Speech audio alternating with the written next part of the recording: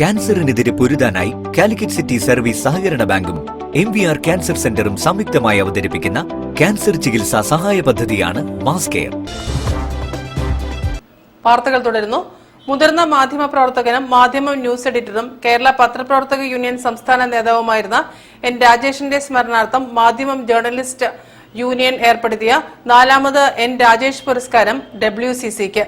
പുരസ്കാരം സെപ്റ്റംബർ 9-ന് കോഴിക്കോട്ട് സമർപ്പിക്കും.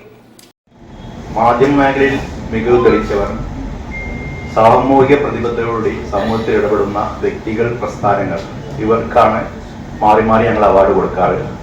ഇത്തവണ അവാർഡ് ഞങ്ങൾ കൊടുക്കുന്നത് ഒരു പ്രസ്ഥാനത്തിനാണ്, WCC. സിനിമാ രംഗത്ത് ലിംഗവിവേചനത്തിനെതിരെ, ലിംഗസമത്വത്തിനു വേണ്ടി അവർ നടത്തുന്ന വലിയ പോരാട്ടത്തെ കേരള സമൂഹം മൊത്തം പിന്തുണയ്ക്കേണ്ട ഒരു ഘട്ടമാണെന്ന് ഞങ്ങൾ കരുതുന്നു. ചലച്ചിത്ര രംഗത്ത് ലിംഗനീതി ഉറപ്പാക്കാനും തൊഴിലിടത്തിൽ സ്ത്രീകൾ നേരിടുന്ന വിവേചനങ്ങൾക്കും അക്രമ സംഭവങ്ങൾക്കുമെതിരെ ശബ്ദിക്കാനുമായി ആരംഭിച്ച WCCയുടെ പ്രവർത്തനങ്ങൾ ഈ മേഖലയിൽ പുതിയ മാറ്റങ്ങൾക്ക് വഴി തുറന്ന സാഹചര്യത്തിലാണ് WCC പുരസ്കാരത്തിന് അർഹമായത്.